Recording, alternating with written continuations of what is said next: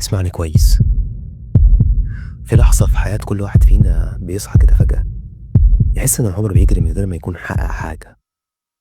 تحس إنك عايش يوم ورا يوم زي الساعة الرملية اللي حبتها بتنزل من غير ما تقدر توقفها.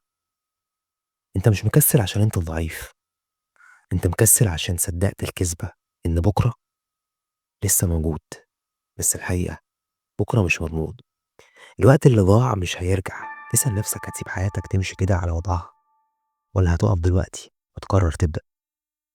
التغيير مش سحر يا ابني والله، ومش هيحصل وانت نايم. التغيير بيبدأ من قرار انك تبطل تسيب الكسل يسرق شبابك واللي فاضل من سنين العمر. قرار انك تواجه نفسك، تقول كفاية بقى، مش هضيع عمري واسيب اللي باقي منه يضيع. ابدأ بخطوة صغيرة. طريق بيبدأ بخطوة، خطوة تبقى عادة.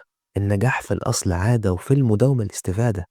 سيدي وسيدك النبي صلى عليه قالها: خير الأعمال أدومها وإن قل. فداوم، داوم انت بس وهتيجي. اعمل لنفسك كل يوم عادة. العب رياضة خليها عادة، اقرأ كتاب خليها عادة. وياك يا واد تنسى العبادة.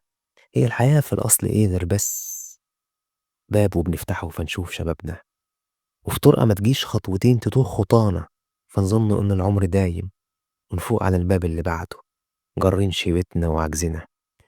العمر عدى محسناش. أنا من يومين أنا من يومين كنت في لفة طفل بيتولد، وبعدها بحبة ساعات بقيت في زفة. والعمر والعمر خدني ورجعت تاني في قلب لفة، ميت وحيد. العمر مجموعة الساعات اللي ما بتدركهاش إلا بعد ما تفوتك. ففوق يا صاحبي ويا ابن أخويا. خطوة هتفتح لك طريق كبير، وانت بس من سريرك امسك ورقة واكتب حلمك. اتعلم حاجة جديدة، اتمرن، اكسر روتينك. خليك فاكر، ده الشباب هيدوم،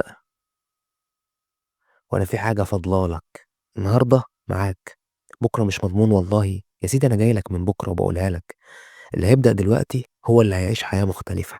قوم دلوقتي وخلي قرارك إن النهاردة هو نقطة بدايتك. عمر ما كان في وقت مثالي، الحياة كلها مطبات صناعية وكلاكيع وابتلاءات وفي ضرب ورزع وشتيمة. مش هتفوق على وقت مثالي الحياة فيها الناس وردية وبتحب بعضيها ومتصالحة مع نفسها. مفيش منه الكلام ده يا خال. في وقت واحد بس، الوقت ده هو دلوقتي. ففوق، خد بالك من نفسك يا صاحبي. سلام.